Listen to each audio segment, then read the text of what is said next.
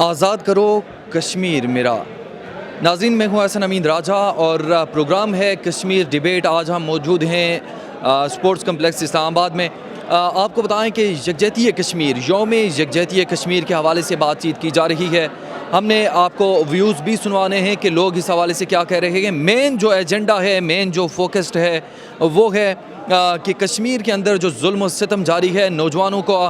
جو شہید کیا جا رہا ہے اور بڑے پیمانے پر جو نوجوانوں کی نسل کشی کی جا رہی ہے، اس حوالے سے ہم جانیں گے آج کے اس پروگرام میں۔ اور اپنے جو یہاں پہ لوگ شرکاء موجود ہیں ان سے یہ بھی جانیں گے کہ کیا کشمیر ایسے ہی آزاد ہو جائے گا، کیا 5 منٹ کی خاموشی یا 2 منٹ کی خاموشی یا ایسے ہی پروگرام سے کشمیر کی آزادی کتنی ممکن ہے، کیا سفارتی سطح پر کون سے اقدامات کیے جا سکتے ہیں کہ جن کے ذریعے سے ہم کشمیر کو آزاد کروا سکتے ہیں۔ یہ تمام چیزیں ہیں کہ جو ہم یہاں سے شرکاء سے جانیں گے، ان کی رائے بھی جانیں گے اور اس پر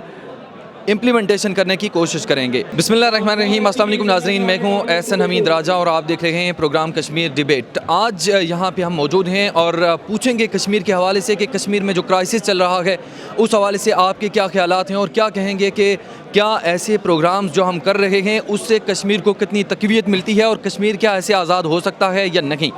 جی بہت شکریہ آپ کا۔ دیکھیں، جو کشمیر میں نے پہلے بھی ابھی کہا اپنی تقریر میں کہ کشمیر میں قبرستان کی خاموشی ہے۔ وہاں پہ اس وقت جو ہے 10 لاکھ فوجی ہیں، 8 کشمیریوں پہ 1 فوجی ہے۔ وہاں پہ چونکہ پولیٹیکل سپیس ختم ہو گئی ہے کشمیریوں کے لیے، ان کو باہر نہیں نکلنے دیتے، لیکن کشمیریوں کی آواز کسی نہ کسی کو بننا ہے۔ اس وقت جو صورتحال ہے، کشمیر سے کوئی خبر باہر نہیں آ رہی ہے، وہاں سے جو بھی خبر آ رہی ہے وہ سمگل ہو کے آ رہی ہے۔ اس لیے کشمیر میں جو بھی زیادتیاں ہو رہی ہے اس کو کسی نہ کسی نے اس کا ترجمان بننا ہے، اور ہم یہ سمجھتے ہیں لوگوز یا دوسری جو آرگنائزیشنز ہیں جب یہ پروگرام یہاں پہ کرتی ہے تو یہ اس معاملے کو اجاگر کرتی ہے، کیونکہ اس وقت موومنٹ کا سسٹین کرنا ضروری ہے۔ ہندوستان چاہتا ہے کہ کشمیر کی تحریک آزادی کا نام و نشان مٹ جائے، لیکن ہمارا یہ موقف ہے کہ کشمیر کی موومنٹ کی سسٹین ہونا ضروری ہے۔ موومنٹ سسٹین کرے گی تو آزادی مل کے رہے گی، آج نہیں تو کل نہیں تو پرسوں دنیا کے حالات بدلیں گے، لیکن جب موومنٹ ہوگی، جب ریزسٹنس رہے گی تو آزادی ملے گی۔ بین الاقوامی جو برادری ہے اس سے آپ کیا کہیں گے، کیا پیغام دیں گے کہ کشمیر کاز کو کیسے ایفیکٹو کیا جا سکتا ہے، کیسے ایک اہم رول پلے کیا جا سکتا ہے؟ دیکھیں جی، کشمیر کی ایک اپنی اسٹریٹجک امپورٹنس ہے۔ اس وقت 3 نیوکلیئر پاورز کے درمیان کشمیر پھنسا ہوا ہے۔ اگر کل جنگ چھڑ جاتی ہے، کیونکہ ہمیں دیکھتے ہیں کہ جب بھی کوئی چھوٹا سا معاملہ ہوتا ہے تو ہندوستان اور پاکستان کے درمیان سچویشن ٹریگر ہو جاتی ہے اور دونوں ملکوں کے افواج آئی بال ٹو آئی بال کھڑے ہو جاتے ہیں۔ تو اب یہی صورتحال ہے، اگر کشمیر میں کوئی ایسا واقعہ ہوا، ہندوستان چاہتا ہے کہ وہ کوئی فالس فلیگ آپریشن پھر وہاں پہ کرے، جیسے پارلیمنٹ پہ انہوں نے حملہ کروایا تھا، ایسا کوئی واقعہ ہو پھر سچویشن ایسکلیٹ ہو جائے گی، اور جب سچویشن ایسکلیٹ ہو جاتی ہے تو پھر آپ جنگ نہیں ٹال سکتے ہیں۔ تو اس لیے ضروری ہے کہ دنیا کو چاہے کہ اگر وہ اس جنوبی ایشیا میں امن برقرار رکھنا چاہتا ہے تو کشمیریوں کو ان کا حق دینا پڑے گا، اور حق دینے کا ایک ہی طریقہ ہے کہ ان کو حق خود ارادیت کا حق دیا جائے۔ وہ ہندوستان کے ساتھ رہنا چاہے تو کشمیریوں کو کوئی اعتراض نہیں ہوگا، وہ پاکستان کے ساتھ رہنا چاہے تو ان کو کوئی اعتراض۔ ابھی ان شارٹ پی ڈی ایم کی جو حکومت چل رہی ہے، انہیں کیا پیغام دیں گے کہ سفارتی محاذ پر کیسے اسے آگے لے جایا جا سکتا ہے؟ دیکھیں جی، ان کو کشمیریوں کا اس کو ہم کہتے ہیں اوفینسو ڈپلومیسی۔ ڈیفینسو ڈپلومیسی پہ نہیں کرنا چاہیے، انہیں چیزوں کو پریمپٹ کرنا چاہیے اور انہیں اوفینس کرنا چاہیے، کیونکہ دنیا میں 4-5 سپر پاور ہے، یہی نہیں ہے دنیا میں۔ آپ کے بہت سارے 194 ممالک ہیں، آپ کو یونائٹڈ نیشن میں سپورٹ کے لیے صرف 5 طاقتوں کی ضرورت نہیں ہوتی ہے، آپ کو میجارٹی کی ضرورت ہوتی ہے۔ آپ کے پاس ساؤتھ ایشین اسٹیٹس ہے، دوسرے اسٹیٹس ہیں، وہاں پہ آپ انفلوئنس کریں تاکہ وہ لوگ بھی اس سارے کا حصہ بنے، ان کی آواز بنے یونائٹڈ نیشنز میں، تاکہ جب کلیکٹیولی ان ممالک کی بھی آواز ان کے ساتھ شامل ہوگی تو ضرور مسئلے پہ غور کیا جائے۔ آپ کے ٹائم کا بہت بہت شکریہ۔ تھینک یو ویری مچ، بہت شکریہ۔ ناظرین، آپ کو بتائیں کہ حریت رہنما خادم حسین ہمارے ساتھ موجود ہیں، ان سے بھی جانیں گے کہ جو کشمیر میں ابھی سچویشن ہے دن دہاڑے اور ہر دن آپ یہ کہہ سکتے ہیں کہ نوجوانوں کو شہید کیا جا رہا ہے، بڑی سطح پر نوجوانوں کی ٹارگٹ کلنگ کی جا رہی ہے، اور مودی حکومت یہ اپنے دور حکومت میں اس چیز کو آپ یہ کہہ سکتے ہیں کہ بڑھا رہی ہے۔ پوری دنیا کو تشویش ہے اس پورے ایشو پر، اور خاص کر کے جو ساؤتھ ایشین ریجن ہے پورا جنگ کی کیفیت میں ہے۔ جب تک یہ مسئلہ ریزالو نہیں ہوتا تو خادم حسین صاحب سے جانیں گے کہ آپ کیا لائے عمل اختیار کرنے کو کہیں گے، یہ جو پاکستان میں ابھی متحدہ گورنمنٹ ہے اور ساتھ آزاد کشمیر کی جو گورنمنٹ ہے وہ اس میں کیا رول دے سکتی ہے۔ آئیے جانتے ہیں۔ جی سب سے پہلے میں آپ کا شکریہ ادا کرتا ہوں، کیونکہ مقبوضہ کشمیر کے لوگ جو بھی ہیں، وہاں کا جو صورتحال ہے، وہاں پہ جو پرنٹ اور الیکٹرانک میڈیا پہ جس قسم کی پابندیاں ہیں، پاکستان میں یہ آزاد کشمیر کا جو میڈیا ہے، اس کی یہ ذمہ داری بھی بنتی ہے کہ مقبوضہ کشمیر کی صورتحال کو دنیا کے سامنے لایا جائے، کیونکہ ہندوستان نے کشمیر کے اندر ایسا کوئی مظالم نہیں ہے جو وہاں پہ ڈال نہیں رہا ہے، لیکن نہ تو انٹرنیشنل این جی اوز کو وہاں پہ جانے کی ایکسیس ہے۔ اس لیے آپ لوگوں کا میں پہلے شکریہ ادا کرتا ہوں کہ آپ وہاں کے لوگوں کی آواز بنتے ہیں اور بین الاقوامی دنیا تک ان کی آواز پہنچاتے ہیں۔ کشمیر کے اندر اس وقت ہندوستان اپنے ایک منصوبے کے تحت، جو منصوبہ اس نے شروع دن سے اڈاپٹ کیا ہوا ہے کہ یہاں پہ اس موومنٹ کو، جو کشمیریوں کا ایک بنیادی حق ہے، جو اپنا بنیادی حق کشمیری مانگ رہے ہیں، ہندوستان سے مانگ رہے ہیں، جس کی ضامن اقوام متحدہ بھی ہے، لیکن ہندوستان کشمیریوں کو وہ حق نہیں دینا چاہتا۔ یہی وجہ ہے کہ وہ اپنے طرح طرح کے حربے استعمال کر رہا ہے۔ آپ نے دیکھا ہوگا گزشتہ کئی دہائیوں سے وہاں کے نوجوانوں کو فیک انکاؤنٹرز میں لے کے مارا جاتا ہے، یا طرح طرح کے ہیلے بہانے کر کے ان کو ہندوستان کی جیلوں میں لیا جاتا ہے۔ پھر ہندوستان کے اندر ایک ایسی نفرت پیدا کی جاتی ہے کشمیریوں کے بارے میں کہ جو اسٹوڈنٹس وہاں پہ پڑھ رہے ہیں ہندوستان کے اندر، ان کو وہاں کے ہندوتا، جو وہاں کے جو آر ایس ایس والے لوگ ہیں، وہ بھی ان کو مارتے ہیں۔ اس لیے میں یہ کہتا ہوں کہ کشمیر ایک ایسا قضیہ بن چکا ہے اس پورے ریجن میں کہ اگر اس کو حل نہ کیا گیا تو یہ بات آپ ذہن میں رکھیے گا کہ مستقبل قریب میں اس خطے کے لیے ایک تباہ کن جنگ ہو سکتی ہے۔ آپ سے یہ بھی جانوں گا کہ یاسین ملک کو گرفتار کیا گیا، کیا سمجھتے ہیں کہ گرفتاری کی گئی اس کے بعد پاکستان میں یا پورے اقوام عالم میں بس احتجاج ہو جاتا ہے، اس کے بعد پھر ہم بھول جاتے ہیں، تو کیا ایسی پالیسی لے کر ہم یہ سمجھ سکتے ہیں کہ کشمیری ایشو کو ریزالو کیا جا سکتا ہے؟ دیکھیں، کشمیری اپنے طور پہ،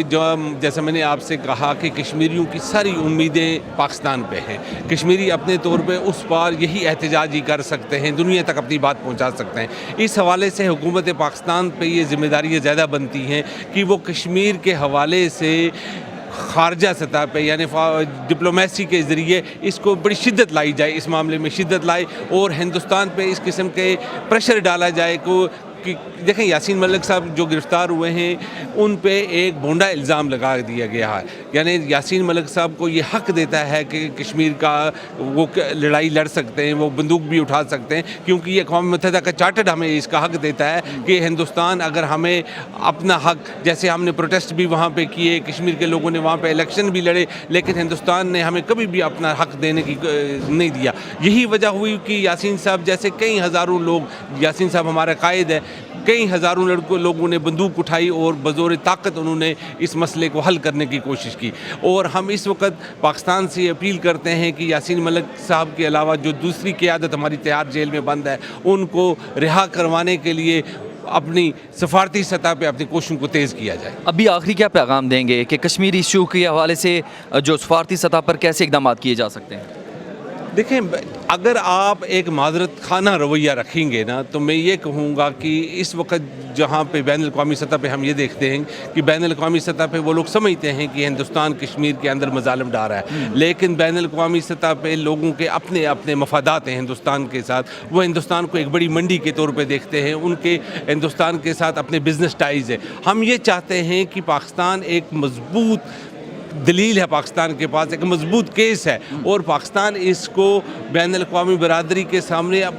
ہم کہتے ہیں کہ اس کو آپ ڈیفینسو ڈپلومیسی نہیں بلکہ ایگریسو ڈپلومیسی کے طور پہ آپ اس کو حل کروا سکتے ہیں۔ آپ کے ٹائم کا بہت بہت شکریہ۔ ناظرین، عبد المجید صاحب ہمارے ساتھ موجود ہیں، اور مقبوضہ کشمیر کے اندر مودی کی فسطائی حکومت اور ساتھ ہی جو آر ایس ایس کا نظریہ ہے، ہندوتوا کا نظریہ لے کر جو مودی حکومت چل رہی ہے، اور وہاں پہ نوجوانوں کی نسل کشی جاری ہے بڑے پیمانے پر، اور یہ ایک خاص نظریے کے تحت یہ کیا جا رہا ہے، اور وہاں مقبوضہ کشمیر میں جو مسلمانوں کی زمین ہے اس سے بھی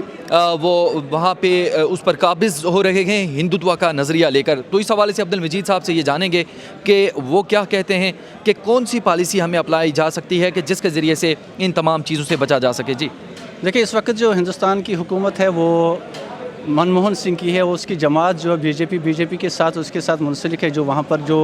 شیو سینا بجرنگ دل ہے وہ پہلے سے کہے جا رہے ہیں کہ وہ ہندو توا ایجنڈے کو وہاں پر قائم کرنا چاہتے ہیں. مقبوضہ کشمیر میں انہوں نے 5 اگست 2019 کو جب وہاں پر انہوں نے دفعہ 370 اور 35 ختم کر دیا ہے, اس کا مقصد ان کا یہی تھا کہ وہ مقبوضہ کشمیر کے عوام کو نہیں بلکہ وہ مقبوضہ کشمیر کے سرزمین کو چاہتے تھے, کیونکہ انہوں نے 1991 میں BJP گورنمنٹ نے 1991 میں ایسا ایک گورنر مقبوضہ کشمیر میں لایا گیا تھا جس کا نام تھا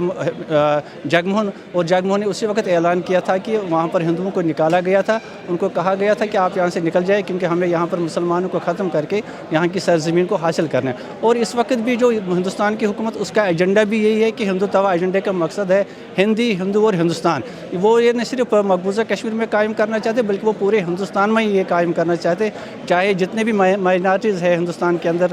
مسلمان ہے, سکھ ہے, بودھ ہے, عیسائی ہے,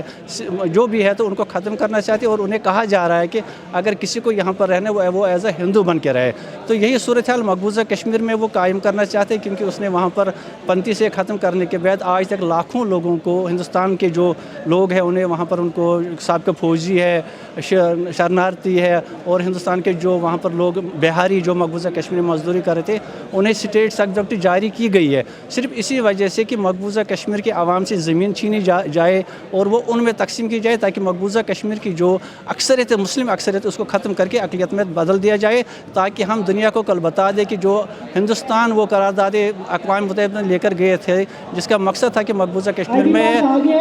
مقبوضہ کشمیر کے عوام کو یہ موقع دیا جائے گا کہ وہ اپنے حق کا فیصلہ کرے اور وہاں پر رائے شماری کی جائے. اس رائے شماری کو قائم کرنے کے لیے وہ وہاں پر ہندو اکثریت کو بڑھا رہے, تاکہ کسی وقت بھی کوئی ایسا وہ اقدام کر سکتا ہے کہ مقبوضہ کشمیر میں رائے شماری کی جائے. مگر ہم آج اس وقت مقبوضہ کشمیر کی جو صورت ہے وہ عالمی ضمیر کی طرف توجہ چاہتے ہیں, وہ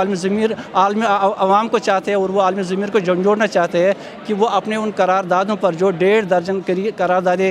پاس کی گئی تھی UNO کے اندر, ان قراردادوں پر عمل درآمد کروائے اور مقبوضہ کشمیر کے عوام کو وہ بنیادی حق دے جس کا اقوام عالم نے ہندوستان نے ان کے ساتھ وعدہ کیا, جس کے لیے آج تک لاکھوں لوگوں کی قربانیاں ہوئی ہے. اور اس مشن کو